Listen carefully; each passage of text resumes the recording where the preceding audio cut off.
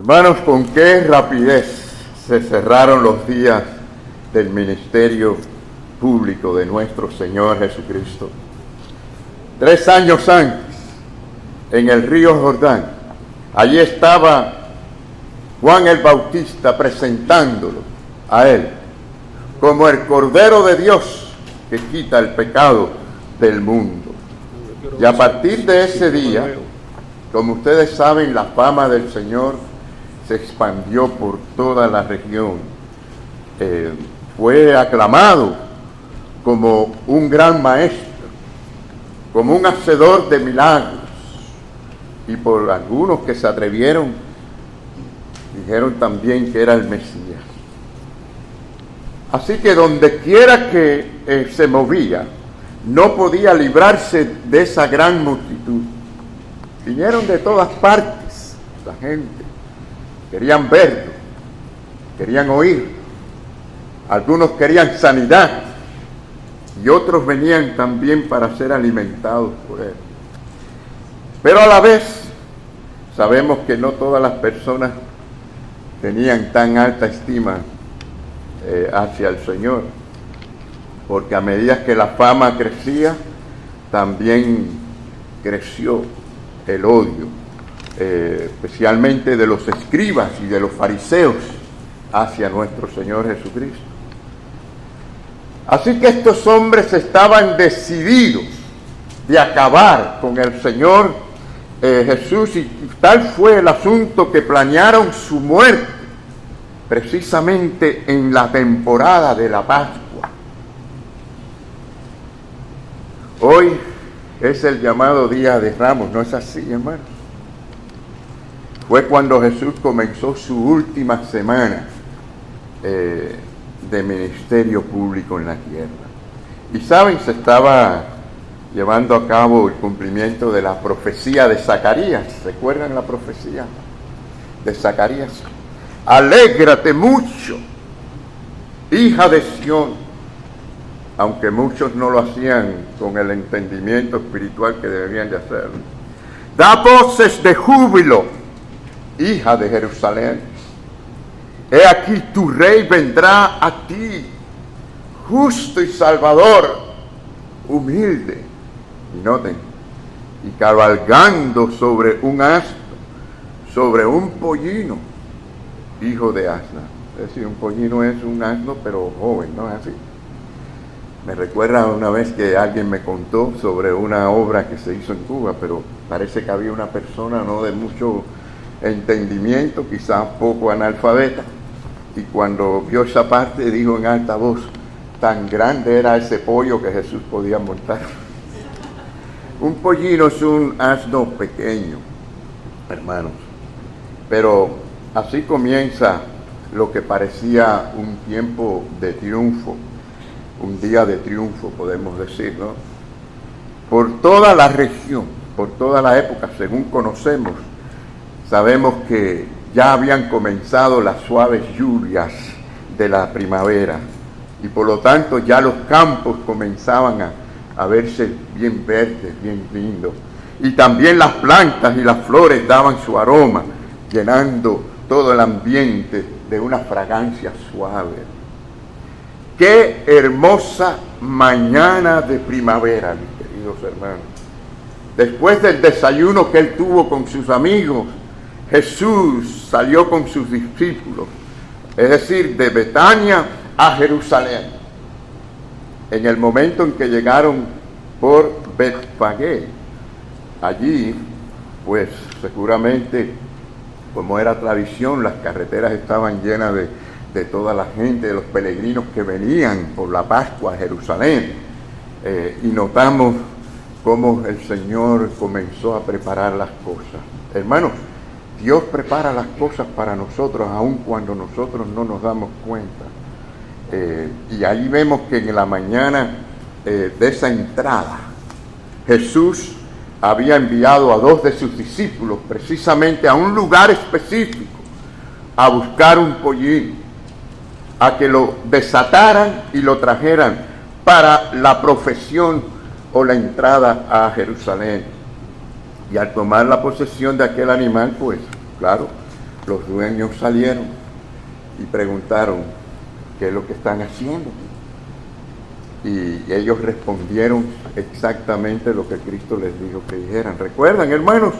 No olviden estas palabras y circulan. Dijeron, el Señor lo necesita. El Señor lo necesita. Y eso fue suficiente para que el dueño diera aquel asno y lo pusiera a la disposición del Señor. Miren, hermanos, aquí hay una lección para todos nosotros en cuanto a la dedicación de nuestras vidas al Señor, nuestros dones, nuestro tiempo, nuestros bienes para el uso del Señor. Porque el Señor lo necesita. ¿Cuántos lo dicen conmigo? Porque el Señor lo necesita. No nos perdamos en medio de esta narración y la emoción de esta maravillosa historia, la aplicación que Dios tiene para nuestras vidas en esta mañana. Los discípulos se dieron cuenta, o diría yo, aprendieron primero que nada, que el Señor tenía control de todo. Eso de llegar a un lugar y de pronto llevarse el asno y responder de esta manera y que todo saliera bien, esto les dijo a ellos que el Señor tenía control de todas las cosas. ¿Cuántos creemos que Dios tiene control de todas las cosas, hermano? A veces queremos nosotros controlar las cosas y es allí donde echamos a perder el asunto. Nos inquietamos, nos llenamos de estrés, pero realmente el Señor sí tiene control de todo. Y Él está preparando las cosas para lo que viene próximo en tu vida. Y tenemos que estar al tanto de eso. Así que, hermanos, ellos respondieron según el mandato de Jesucristo y le dieron la respuesta exactamente como Jesús les dijo que dijeran. Miren, que tan sencillo fue el asunto. En Lucas 19 encontramos que dice, cuando desataban el pollino, sus dueños les dijeron, ¿por qué desatáis el pollino? Ellos dijeron, porque el Señor lo necesita. Y así, hermanos, debe ser siempre nuestra respuesta como creyentes al seguir a Jesucristo. No todo es para lo que yo necesito. Y por cierto, cuando ponemos primeramente las cosas del reino de Dios, dice la Biblia que las demás cosas, el Señor las añade, las pone. ¿Sí o no? Por lo tanto, nos enfocamos en el Señor, sobre todas las cosas. Claro, siempre hay un sacrificio en términos de dar cuando se trata de seguir al Señor, de honrar al Señor. ¿Sí o no? Si queremos ser bíblicos y entender las cosas como el Señor nos enseña, siempre hay una vida entregada si queremos honrar de verdad al Señor y seguirla. Hermanos, el que ama siempre tiene esta clase de respuesta. ¿No se ha dado cuenta usted? Por ejemplo, los padres y a los hijos. ¿Por qué le dan a los hijos lo que le dan? Porque ellos lo necesitan. Entre los esposos, los amigos, hacia el prójimo. ¿No han respondido ustedes alguna vez así cuando alguien le ha preguntado, oye, pero ¿por qué hiciste esto? Y usted respondió, porque yo sé que él o ella lo necesita. Esta respuesta, hermanos, habla de prioridad. Esta respuesta habla de dónde está nuestro corazón realmente como creyentes. Cuando nosotros podemos siempre responder así, porque el Señor lo necesita. Más que porque me conviene, porque me entretiene. No, porque el Señor lo necesita. Y la misma respuesta es la que responde a preguntas como, ¿por qué vas a la iglesia? Sí, podemos decir porque adoro al Señor, porque recibo la palabra, pero también porque el Señor lo necesita. ¿Por qué pones la obra de Dios ante otros compromisos?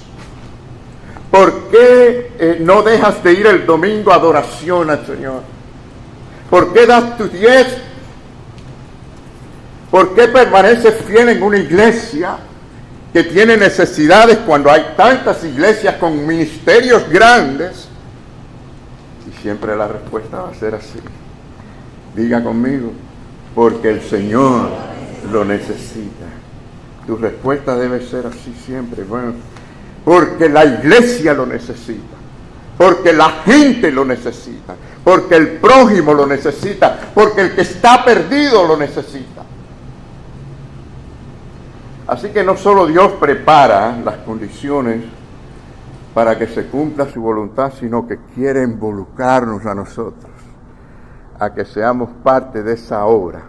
Pero tenemos que sentirlo así, el Señor lo necesita. Y si nos movemos en la historia hacia más adelante, vemos la progresión, ¿no? Cuando Jesús se sentó sobre el pollino, miren lo que dice la Biblia, miren. Toda la multitud de los discípulos, gozándose, comenzó a alabar a Dios a grandes voces por todas las maravillas que habían visto, diciendo: bendito el Rey que viene en el nombre del Señor. Hermanos, yo me pongo a ver esto y pienso primero que nada que hay una cosa que es bien contagiosa. ¿No se ha puesto a pensar? El entusiasmo es contagioso, ¿sí o no? La alabanza es contagiosa, ¿sí o no? Usted se sonríe y aquella persona que estaba bien seria de pronto se sonríe. La alegría es contagiosa. Bueno, también el pesimismo, ¿no? El pesimismo es contagioso también. La amargura, todas esas cosas también son contagiosas, ¿no? Pero estamos hablando de algo positivo. Así que tan pronto alguien comenzó a alabar, comenzó a decir hosanas, otro comenzó a hacerlo, y otro a otros, y la multitud estaba ya llena de emoción y de alabanza a Dios. ¿Qué les parece, hermanos? Y sabemos que, claro, no todas las alabanzas son sinceras, no todas son verdaderas. Hay exaltaciones a Dios que no pasan del techo, y en aquel caso no pasaban de las nubes. Así que vemos esto en lo que la misma historia nos dice. Por ejemplo, ahora nos vamos a ver lo que ocurrió, o sea, en cuanto a mucho, ¿por qué estaban alabando al Señor? Y debemos preguntarnos nosotros, ¿por qué yo alabo realmente al Señor? Miren, dice que por todas las maravillas que habían visto, por todas las maravillas que habían visto. O sea, no por lo que Él era, sino por lo que Él había hecho. Y no es malo alabar al Señor por lo que Él hace por nosotros, pero si eso es todo, hay un problema. Porque amar los beneficios de Dios más que a Dios, hermanos, esto realmente es una forma de idolatría. Nosotros tenemos que amar a Dios por encima de todas las cosas, por encima de todo, y estar conforme con lo que Él nos da a nosotros. Pero aún así, hermanos, tenemos que reconocer que todas las hosanas y alabanzas Él se las merece. El Señor se las merecía. Y estas alabanzas al Señor, esta entrada a Jerusalén también estaba, era una profecía que estaban allí en los salmos. Por ejemplo, en el Salmo 24 dice: alzad opuestas vuestras cabezas y alzaos vosotras, puertas eternas, y entrará el Rey de gloria. Por eso tenemos que alabar al Señor, ¿verdad? Pero de corazón, porque allí es donde se manifiesta el Señor de gloria en nuestra vida, ¿verdad? Y un detalle que Mateo menciona, que no vemos acá en Lucas, interesante, ¿verdad? Es que él dice que la multitud, que era mucha, por cierto, o sea, mucha gente, dice que tendían mantos en el camino, y otros cortaban ramas de árboles y las tendían en el camino. Es decir, en cierto sentido estaban todos muy emocionados, estaban bien atrapados con aquellas emociones y alabanzas del momento, pero nos damos cuenta que no había un verdadero discernimiento, entendimiento de por qué lo hacían. Hermanos, tremendo. Pueden la gente estar alabando a Dios y realmente no entendiendo lo que están haciendo. Era un momento, sí, esplendoroso por esas alabanzas y esas expresiones, así como era esplendoroso aquella mañana, porque por la región sabemos que en las mañanas así, pues desde la cima del monte de los Olivos salía aquella luz brillante, aquel esplendor. Se dice que pasa por el valle de Enón, y que en aquel tiempo pasaba también a través de los jardines del palacio de Herodes. ¡Qué magnífico espectáculo! ¡Qué momento! Cualquiera se animaba, cualquiera entonces se embullaba a gritar, Hosana, Hosana, ¿no?, al Señor. Pero ahora viene lo siguiente, hermano, los fariseos. Dice la palabra que algunos de los fariseos de entre la multitud dijeron: Maestro, reprende a tus discípulos. Y él respondiendo les dijo: os digo que si estos callaran, ¿qué dice después, hermanos? Las piedras clamarían. Hermanos, ustedes saben mejor que yo esto.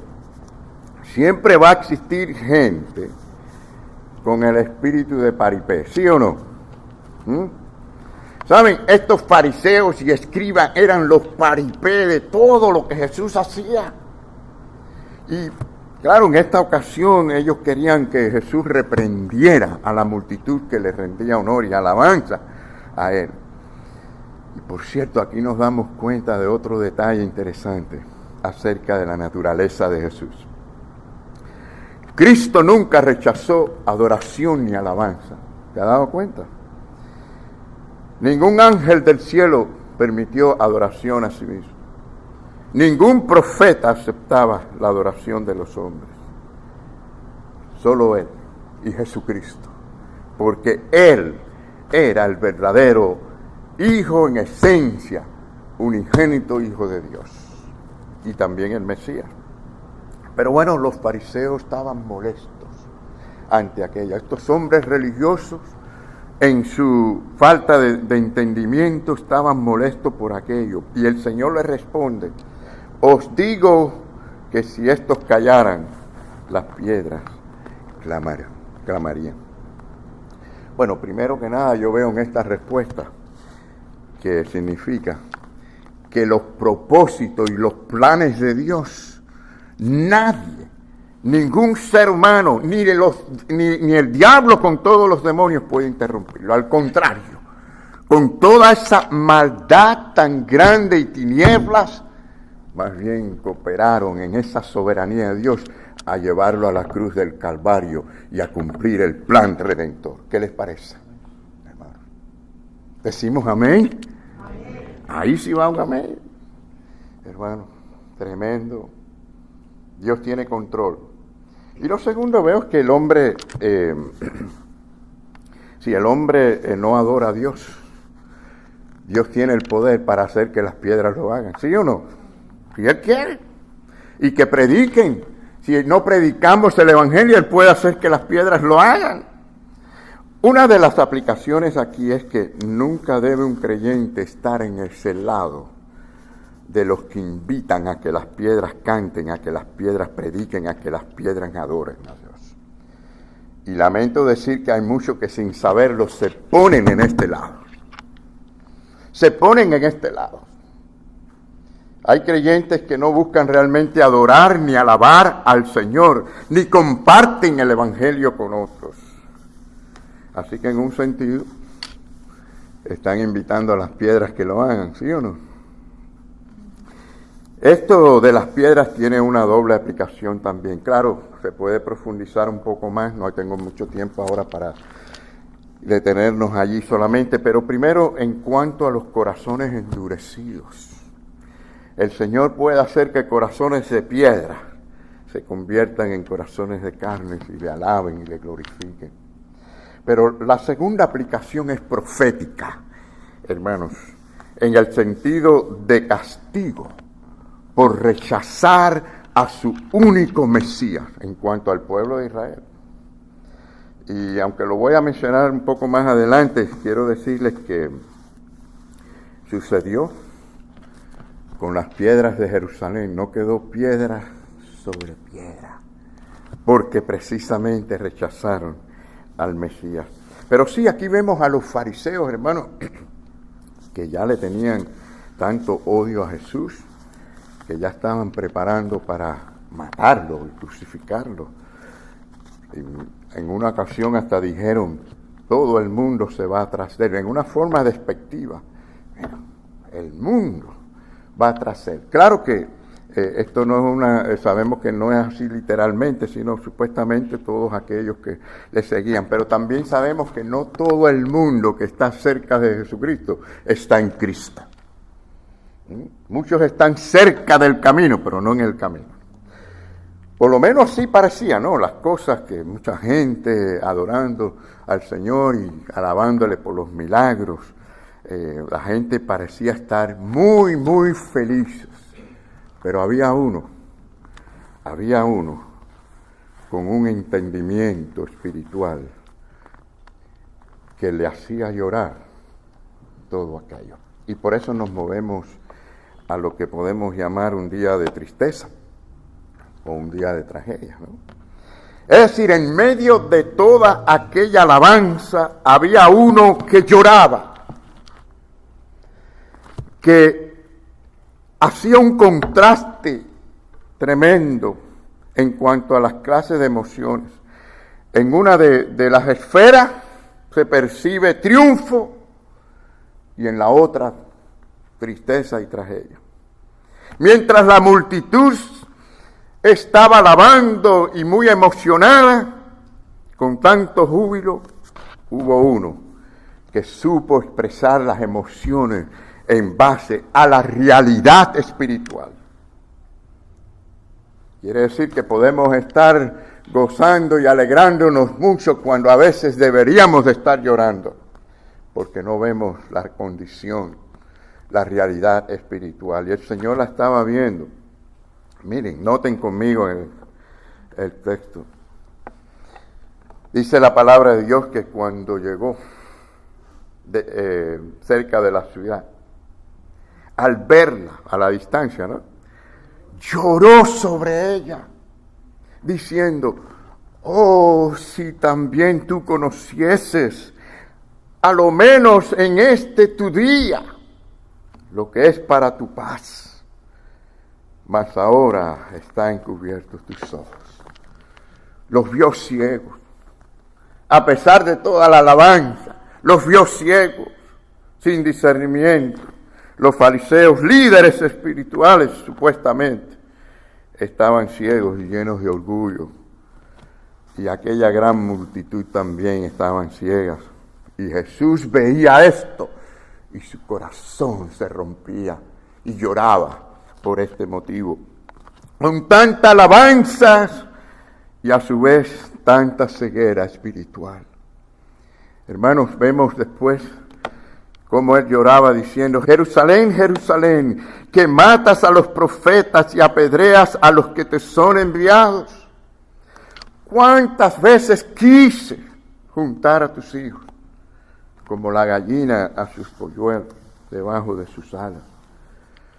Y miren, hermano, qué palabras tan duras. Y no quisiste. Lloraba por el amor perdido de ese pueblo. ¿Cuántas veces quise juntar a tus hijos? Hermanos, lo que se escucha en estas palabras del Señor es la agonía del Salvador. Esa frase, ¿cuántas veces? Es diría yo, un resumen triste de la historia de Israel, ¿verdad? De la historia de amor de Dios hacia su pueblo. Jamás un pueblo fue tan amado como ese pueblo de Israel. Dios los llamó de lugares extraños Abraham, ¿de dónde llamó a Abraham? De Ur de los Caldeos, de un lugar de idolatría. Y se refugiaron en Egipto y allí fueron esclavizados y el Señor los sacó y los liberó y los llevó a tierra que daba leche y miel. Y Dios los bendecía a ellos para que ellos pudieran ser de bendición a otras naciones. Y hermanos, ese amor de Dios se refleja también en las parábolas de Jesús. Por ejemplo, en la parábola de la oveja perdida, de la dracma perdida, la parábola del hijo pródigo. ¿Cuántas veces? Es decir, ¿con qué frecuencia? Miren, desde el punto de vista humano, esa historia comienza con el padre Abraham, ¿no? 18 siglos antes de aquel día. Y hasta allí llegaba ese llover de gracia, de amor de Dios hacia su pueblo. Y rechazaban a su Mesías. Y no quisiste. Lo que Jesús dijo a Israel aquel primer día, que podemos llamar Domingo de Ramos, hermanos, lo dice hoy en día también. ¿Con qué frecuencia? ¿Cuántas veces te voy a amar, te voy a bendecir, te voy a hablar, te voy a llamar? ¿Cuántas veces a través de mi palabra te he hablado? He puesto en tu conciencia lo que quiero para ti. ¿Cuántas veces has oído y no quisiste responder? Y no viniste en arrepentimiento, y no viniste con humildad. Así que la tragedia, hermanos, se repite. Esa misma tragedia se repite por todas partes del mundo, aún en esta gran semana que llamamos Semana Santa, de tanta religiosidad. Él lloraba por la oportunidad perdida. Hermanos, el Señor decía, oh, si también tú conocieses a lo menos en este tu día lo que es para tu paz. Y esta es una expresión que habla de la oportunidad que fue ofrecida, de la oportunidad que fue rechazada, de esa oportunidad perdida. Hermanos, esa oportunidad fue dada al pueblo de Israel, la tuvo, por ejemplo, cuando Dios le dio a Moisés y a los profetas, cuando Dios le dio al rey David, por ejemplo, que extendió el reino desde Dan hasta Beerseba, cuando regresaron de Babilonia para reconstruir la ciudad de Jerusalén. Pero ellos de alguna manera se las arreglaron para matar a todos los profetas y apedrear a todos los que les habían enviado. Y ahora en poco tiempo matarían también a su Mesías, al único Salvador y Redentor prometido. Oh, si también tú conocieses, a lo menos en este tu día, lo que es para tu paz. Jesús lloró aquel día. El llanto de Jesús no era porque Él tendría que morir en la cruz. El llanto de Jesús era porque veía a un pueblo que solo de labio le alababa y le honraba, pero no de corazón. Y que pronto muchos de ellos que cantaron hosanas ahora gritarían, crucifícale, crucifícale. Hermanos, no dejemos que esta oportunidad se pierda, porque como dijo Jesús, estas son las cosas que pertenecen a la verdadera paz. La voluntad de Dios es un camino de paz, hermanos, y solamente a través de Jesucristo, ¿verdad? El mundo necesita paz, la gente necesita paz, tienen intranquilidad y muchas inquietudes, pero buscan en el lugar equivocado. Así que hemos visto cómo el Domingo de Ramos fue un día de triunfo y de tragedia, pero quiero terminar con este último punto, en que también fue un día de tribulación. Mientras Jesús lloraba, mis queridos hermanos, la gente veía la belleza de la ciudad, la belleza del templo, ¿verdad? Y tenían también esa esperanza de que su Mesías les librara de esa esclavitud bajo la opresión romana, ¿no? Pero Jesús veía otra cosa. Jesús veía la condición espiritual y veía hacia adelante la destrucción que pronto vendría a Jerusalén. La gente vio solo el presente, pero Jesús veía el futuro. Jesús vívidamente vio lo que iba a suceder. Un enemigo vendría a destruir a Jerusalén y no quedaría piedra sobre piedra. ¿Por qué esta terrible tribulación? Jesús dijo, por cuanto no conociste el tiempo de tu visitación. Tuviste al mismo Dios del cielo venir en persona, la luz del mundo ante ti, y la rechazaste. Lo que Jesús predijo se hizo realidad cuando en el año 70 Tito con su ejército romanos tomaron a Jerusalén. Jesús profetizó esta destrucción en Mateo capítulo 24. Lamentablemente, los futuristas toman Mateo 24 y lo convierten en predicciones que todavía no han sucedido, lamentablemente porque toman lo simbólico en literal y realmente está allí escrito lo que iba a suceder. Y la clave para que se entienda eso, lo dice el mismo Mateo 24, cuando después que el Señor dice estas cosas, Él dijo, de cierto os digo, que no pasará esta generación hasta que todo esto acontezca. Ustedes lo van a ver con sus propios ojos. ¿Y qué sucedió? El ejército romano atacó a Jerusalén por varios meses. Penetraron los muros y la ciudad fue prendida en llama y completamente destruida.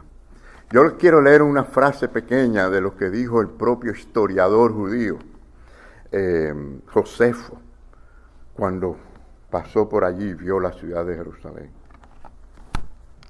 En cuanto a la ciudad, fue tan aplanada hasta donde se excavaron los cimientos, que no quedó nada para que los que vengan por aquí crean que una vez fue habitada. ¡Wow! Concluimos en esta mañana, hermano. ¿Le extrañan las lágrimas de Jesús mientras que el pueblo aclamaba hosanas? Jesús vio lo que la multitud excitada no podía ver. Las emociones son buenas, pero hay que tener cuidado. Hay que tener entendimiento. Cantar con alegría y emoción, eso es bueno. Pero tenemos que saber que estamos cantando y para qué y por qué. Tal vez hoy, en este Domingo de Ramos, hermanos, cuando miles de personas se reúnen por todas partes del mundo y cantan hosanas, como escuchamos hoy cantar, Jesús ve a la gente que realmente le niegan de lunes a sábado. Muchos son indiferentes a su voluntad. Muchos no se comprometen con Él, sino tienen otras prioridades en sus vidas. El Señor ve que muchos siguen sus propios deseos realmente y no siguen la voluntad de Él, la cual es perfecta y divina. El Señor lloró porque vio el final y porque la oportunidad de ser bendecido se pierde. Queridos hermanos y amigos, el Señor debe estar mirando a esta nación y en lo que muchos están disfrutando la vida, en lo que muchos quieren el sueño americano, Dios está viendo hacia el final que si no hay un avivamiento espiritual, esto se viene abajo. ¿No están oyendo cómo está temblando la nación? Oiga las noticias, mis queridos hermanos. ¿Fueron estas lágrimas por ti? Ven a Cristo. Ven al Señor de todo corazón. Porque así es como el Señor va a transformar realmente nuestras vidas, nuestras familias, nuestros pueblos, nuestras iglesias para comenzar, y nuestra nación, y nuestros pueblos. Hermanos, vengamos a Cristo hoy. No importa en el lugar que estemos. Si no has venido nunca al Señor y sería algo nuevo para ti, ven a Cristo de todo corazón. Reconócete pecador, necesitado de su gracia y de su misericordia. Él dijo, venid a mí todos los que estén trabajados y cargados, y yo os haré descansar. Pero ¿saben qué? También los cristianos estamos a veces cargados de tantas luchas, de tantas cosas y de tanta bulla que molestan la vida espiritual. Y tenemos que venir también humildemente al Señor. ¿Cuántos de los que estamos aquí queremos venir así a Cristo en esta mañana? ¿Cuántos? Amén. Gloria al Señor, gloria al Señor. Gloria sea a nuestro Padre Celestial. A Él toda la honra, toda la gloria por los siglos de los siglos. Amén. Que el Señor les bendiga a todos.